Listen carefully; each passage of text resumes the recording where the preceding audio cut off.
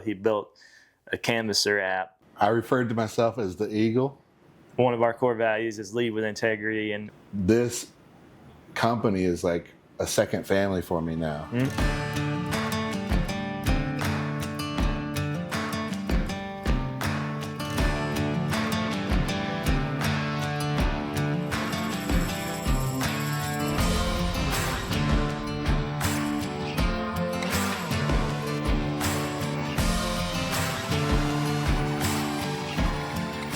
All right, I am here today with one of our salespeople, Joshua Neal, aka we call him the Eagle. Caca!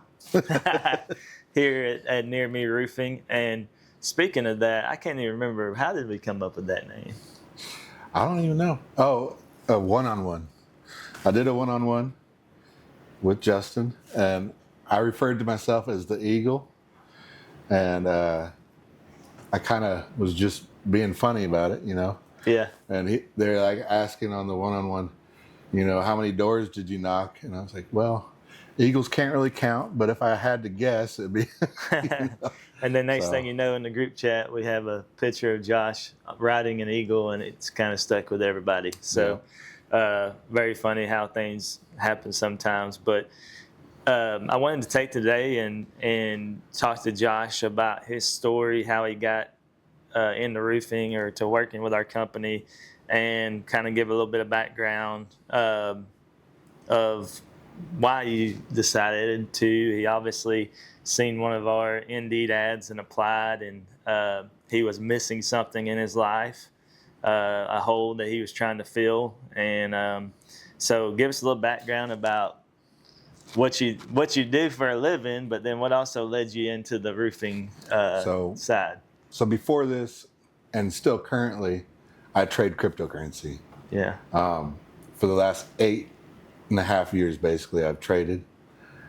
A good 1.5 to 2 years ago, I started automating my job, building trading bots. The first one, I had somebody build for me.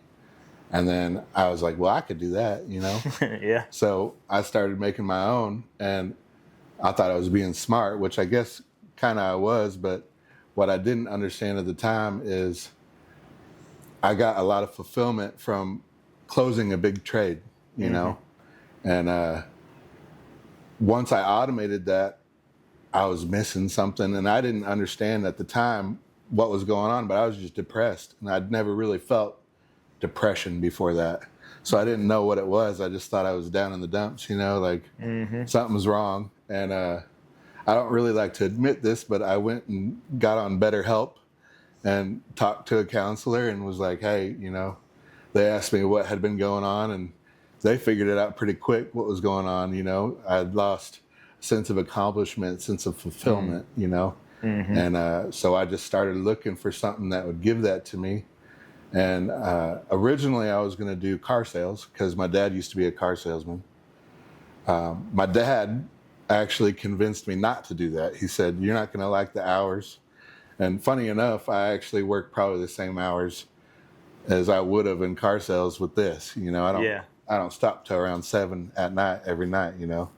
But you have a choice. That's your choice. Yeah. Whereas in the car sales, like, you're here from 9 to 7, and you know, I remember the last car we bought, like we were there like at 10 o'clock at night. Like it's crazy. Like those dudes work long hours, but that's the good thing is like you chose to, because you know, for one, it's the hustle and the grind, but then you also enjoyed the chase and the wins and all that. And so obviously you started, I think in April, beginning of April, something like that, mid-April. Somewhere around there. At the end of April, we were blessed, had a couple of storms in our area. And I think in May was the month that you sold 160,000. So you had a lot of success fairly quick. But I think a lot of it is you were out there every day hustling, and you have basically a sense of, like, you care about our customers and their experience, and you like helping people, which is part of what you were missing, you know, in your previous career, or current career still, but you obviously had success, but you also seen that sometimes people aren't always true to their word, right? You had a couple of people burn you, Well, it's just I always thought I had a good understanding of whether somebody's being honest with me or not. Mm-hmm. But what I figured out is when money comes into it, it changes. You may think, yeah, they're great and everything, but once they have a check in their pocket, it kind of changes their thought process. Yeah. And that can it just throws you through a loop because you think you have somebody figured out, but you ain't really got them figured out. Well, it's funny because there's so many times over the years that we've been doing this, and you have new salespeople and are really optimistic, right? They're optimistic and hadn't been really. What's that old Mike Tyson said? Everybody knows what they're going to do in a match until they get knocked in the teeth. Mm-hmm. And so until they get hit a few times. Yeah, you get hit a few times, and but it's like, I know with me, it's like I know this stuff, but I'll let people go through it because it's not like if I tell you and you kind of avoid it, you don't have to go through it. But sometimes it's better. It's kind of like going through the pain of working out. Like, and sometimes when you go through that, now you're like, all right, I'm not going to let somebody do that to me again if I can prevent it. Obviously, people do stuff like that. It's just like you said, when money gets involved, people tend to have a change of mind. So, but yeah, that was something I know early on that you learned. And then, what else has coming into this industry done for you? Trading, I would sit at my desk all day. Yeah. And that was my job. I felt like I didn't feel like there was anything wrong with that, But what I didn't realize is how much I was missing just from social interaction with folks. I get a lot from that, just talking to folks and meeting new people, making new friends. I've met a few people that I think we're going to actually be friends outside of business, which is nice, And then all the people here, honestly, I really enjoy them, and just that is super fulfilling because I didn't have friends really. I have a best friend, but not in this area, Yeah. Back where I live, he's still my best friend, But now I'm making new friends, and I feel like this company is like a second family for me now, which is really nice. Yeah, and I mean we've really enjoyed having you on our team, and Justin, and working with you, and and obviously we've done stuff outside. You've come to the lake with us and your daughter and got to do some stuff, and we really enjoyed that. And it's just, it is a camaraderie, I guess, when you come into this, because this business is hard, and it's like we got to be there to lift each other up in the low times and then give each other a high five in the high times. Yeah.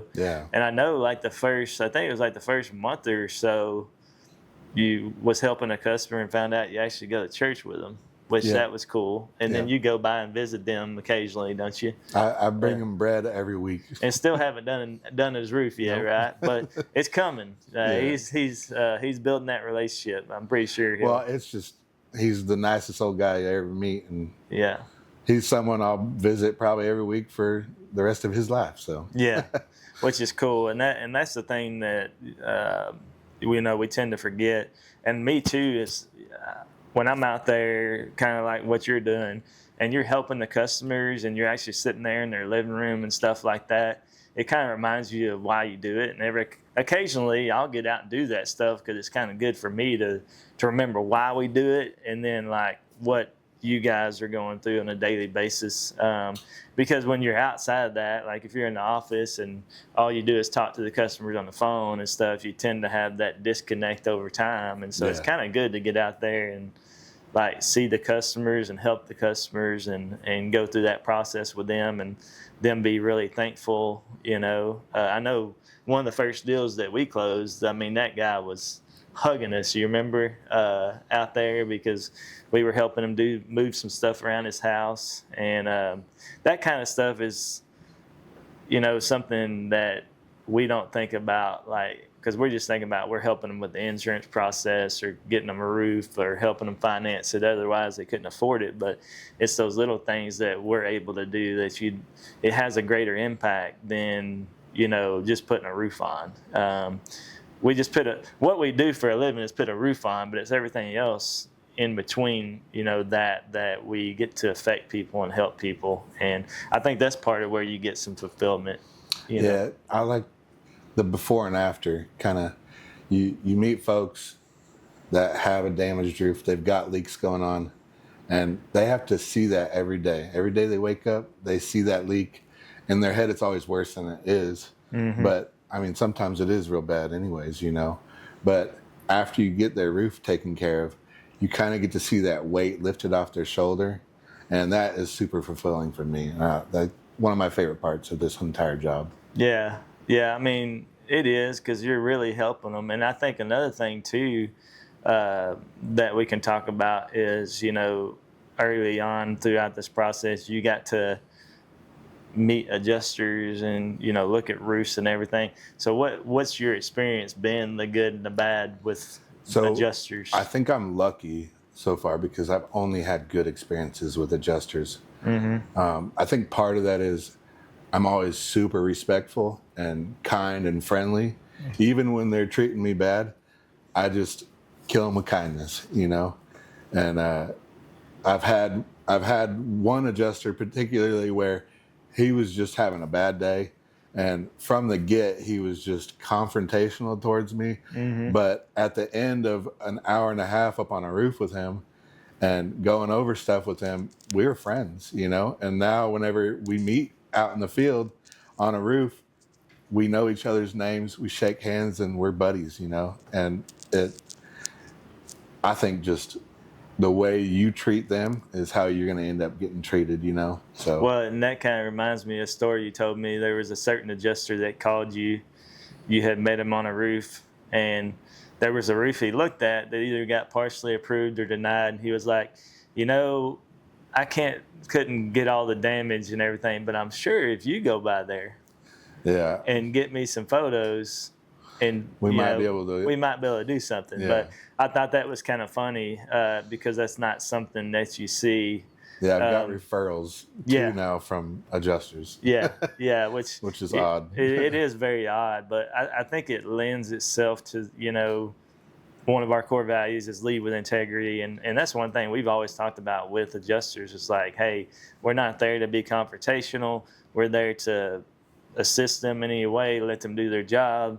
Obviously, if they're just not doing right by the homeowner, we can respectfully disagree, but we don't have to be unprofessional. Yeah. And because there's always, you can get re-inspections and, get the homeowner involved. There's different things you can do because, nothing good comes out of getting into an argument on a roof because, that old saying, you catch more flies with honey. Mm-hmm. It's very true with that. And I do feel like our company has a reputation of being good with adjusters and not confrontational, and I think that respect goes a lot further than because if adjuster, you got to think if you're doing this every day and you're looking at roofs and you look on your docket for your schedule and you're like, near me roofing, man, those guys are easy to work with, it just lifts their spirits a little bit. But if they got that company and they're very confrontational, they're like, oh my God, I'm not looking forward to this, right? Yeah. So it does go a long way. But I think you got a great personality. It was kind of funny because when Justin had told me about hiring you and all this, and he was like, yeah, he's a big teddy bear with a big beard. He's a super nice guy. I think he'll do great, And I was very, not pessimistic, but I was like, man, a day trader is going to sell roofs. I just don't know how it's going to do because, like you said, you're behind a computer all day. But I think, your personality lends well with this industry and what you do because you're a likable guy, and I think you're genuine, and a lot of people can see that, and I think that lends to a lot of your success. Also, you're more established, mature, and those type of things, and that helps. And like I said, you're very well spoken and those type of things. So it just really helps in this industry. And what since what's something that you've learned in the last 3 months or so working here that you maybe not known before? Oh, there's so many. Just open-mindedness, really, like, is one thing that I've had to, like, you meet so many different people, I may not have the same alignment of views as them, Mm-hmm. but once you start, like, I try to make a friend with everybody. Like, that's my first goal in meeting a customer is I want to make a friend first and then see where it goes. Maybe I can help you out with your roof after that, but being able to do that means you have to connect with them. So, like, being open-minded and finding common ground is something that I wasn't really great at before, Mm-hmm. and I've had to develop that skill and ability. But it's also made me realize that even people that I don't necessarily agree with on their viewpoints on really a lot of things, I can still find common ground and I still end up liking them. So Yeah. that's something I've learned that is really helpful and I think will help me in the long run in my life. Yeah, I feel like, whether it's spiritual views or political views, like when you're in this industry, like you can set all that aside. And I think it's about just seeing people for who they are and realizing we're all different, and that's something with me is like, I find that intriguing, how different we are. And I'm very optimistic about people, and like I appreciate people for who they are, and I don't place judgment on people. Like you said, you don't have to agree, Yeah. but And often you don't. yeah, often you don't. But at the end of the day, you're just trying to help them get a roof, and maybe through all that, they can say, you know what, I didn't really agree with everything from Josh's perspective, but he took care of me regardless. So that's something that you don't always think about, but it's out there. Even though we live in the South, and but there's just more and more different views, as you're going out there and dealing with people, and you're dealing with people with lots of money, not so much money. And I think part of the fulfillment of helping people is like, they might not could afford a roof otherwise, and you're helping them get the insurance. So that's something that's a big fulfillment in this as well. I guess to kind of shift gears a little bit, you talked about you had a background with crypto, and you kind of built your own bots and stuff. So you kind of got this engineering brain, I guess you could say, like technical. You like to see stuff that's broken and fix it, or you see how stuff works, and you're kind of like, I might could do that. Because I remember, I think it was the first week you were here. You were like, how much we pay for this CRM? Like, well, why are you asking that? It's like, I think I can build one, And I was just kind of chuckling, but I still think I could. I still think you could. It's just going to take time, Yeah, but one thing he has done, which is pretty cool, is we knock doors and stuff like that, and his brain is kind of like, I want to keep track of this, and where I've been and what I've done and who I've talked to. And so he built a canvasser app, like a door-to-door app, and it kind of started as an idea, and he kind of got the basics, and then over the last probably 3 weeks to a month, he's kind of put a lot of features in there, and it's something he's always adding. And I know recently Justin put out on a Facebook group to let some other roofing contractors beta test it. And the thing is, there is a handful of those apps out there, but it's like, man, they charge a lot of money. Like, Yeah. Especially when you have a team as big as ours and there's 10 salespeople, you start adding up every user, like it gets expensive, and we're already spending thousands and thousands a month on software, so it's kind of one of those things, especially now with technology and AI and Claude and all these, like you can just do so much with the code and the software. What's it been like kind of working on that for us?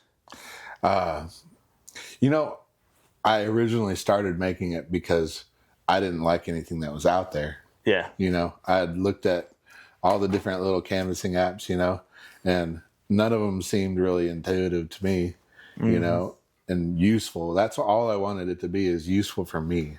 Like, I was kind of greedy in that aspect, you know.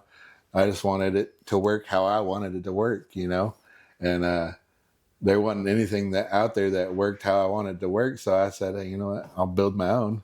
And then in the process of using it, you know, that's the best way to make something better, is just use it, you know, and then everybody else is using it now. So I'm getting feedback from everybody else, you know, and it's really made, like, just going out and being in a neighborhood, knowing that you're in the right neighborhood, knowing that the house you're about to knock does have the damage you're looking for, is super helpful and useful. You know? Yeah, at least has the data, and you're hoping that it has some damage when you get up there. Yeah. Because, you know, that's the thing about some storm data is, you know, it can say, well, it only held it, and then you get up there and it's not much damage, but then you go like 5 houses down, which you've learned that knocking. It's like, man, there can be a house across the street that's got damage on it, and the one I'm standing on is like. So with that, like, I've been learning stuff about the NOAA data.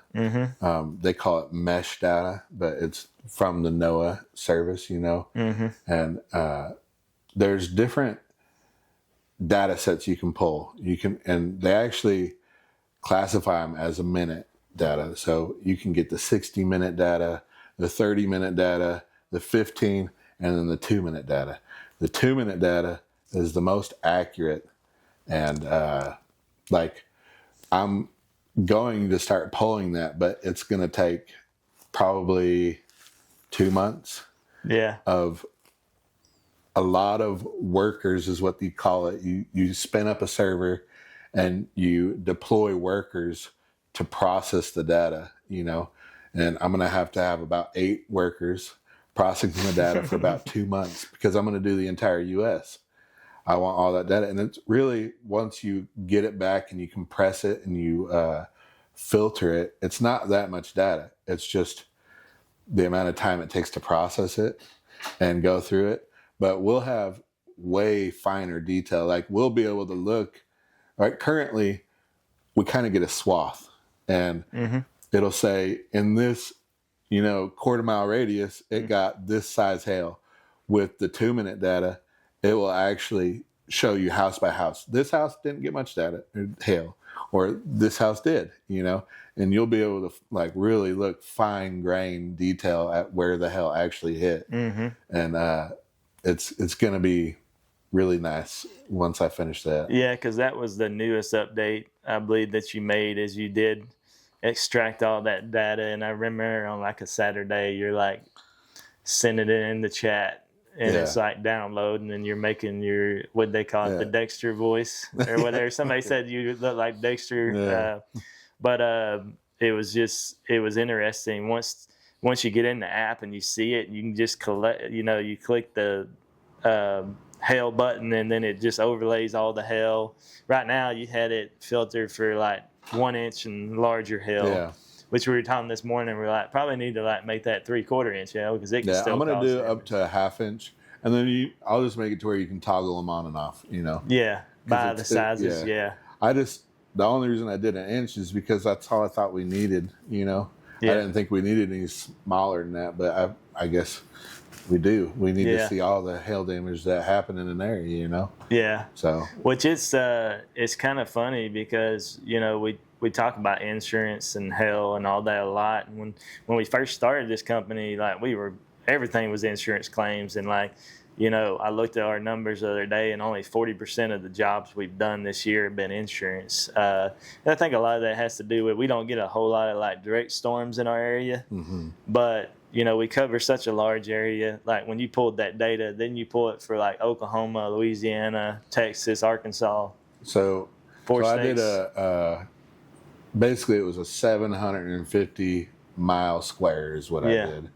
You know, I didn't mean to do it that big, but the parameters I set were a little bigger than I intended, you know. But the next data I pull is going to be the entire U.S. So, that's going to take a while.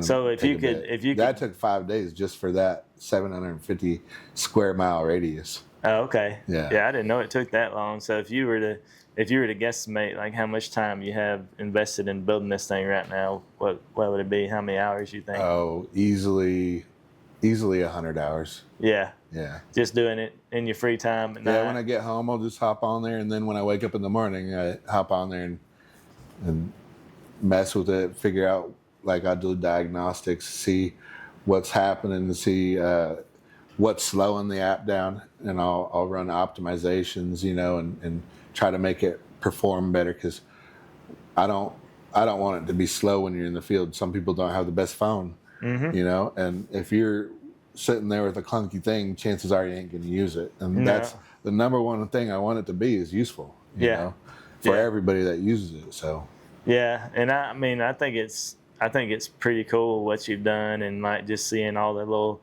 changes. He's even connected it to our CRM, so when you create an inspection, it brings it in, creates a company CAM file, so you can start taking all your photos. And that was one of the harder things, and I'm gonna actually. So right now we do it through Zapier. Yep. But I eventually want to get it right through the API. A direct API. Connection. And that's a lot more difficult than Zapier, but it's a lot more, I guess, cheap as far as performance-wise on the app, and it will be a lot quicker too. Yeah, is that was that when you started working here? Was you surprised about how much technology there was?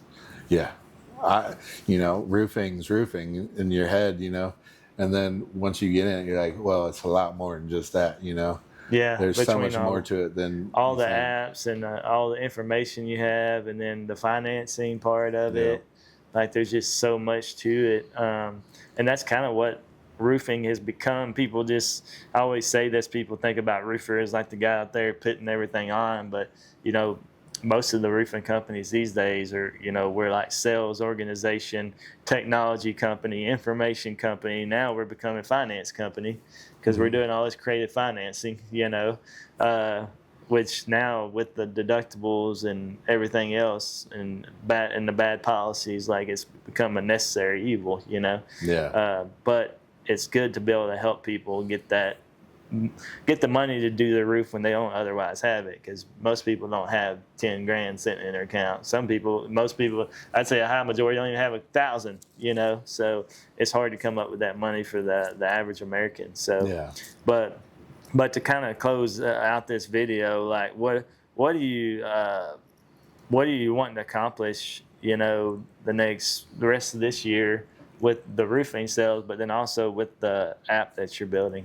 What I'm trying to accomplish with my career here, and I've really started thinking of this as my career, and I want to get to $1 million a year. My actual big hairy goal is $2 million a year.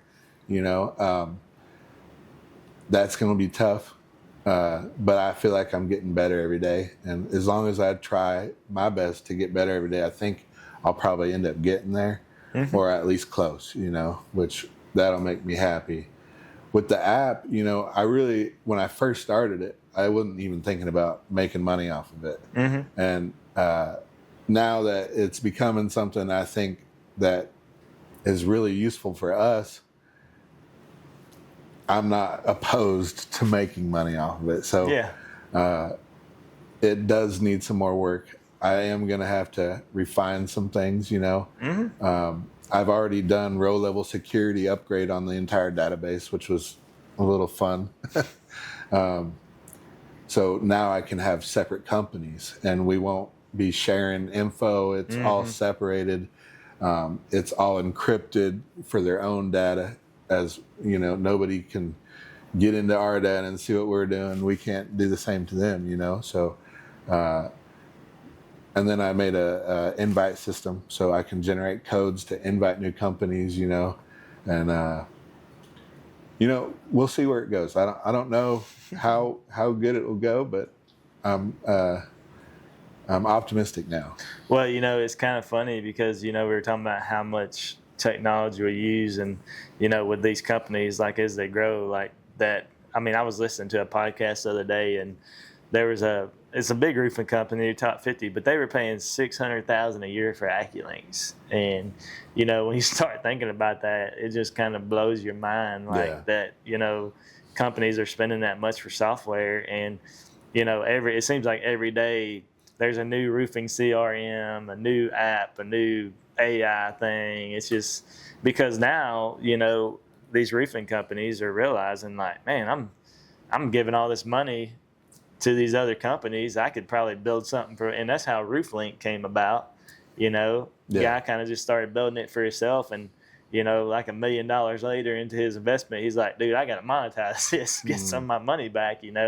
Then he ends up selling it for tons of money later. So it's like, the EBITDA on like software companies is way higher than like home service or roofing. And so like these guys are, getting bought up eventually once they build something good and making a lot of money off of it. But man, it takes a lot of work, like blood, sweat, and tears. And it's like, I think it's a great idea, but it's like you really don't know what's going to come of it, and nothing might come of it because it might be too much work. But it's still, what it's doing for our company is great.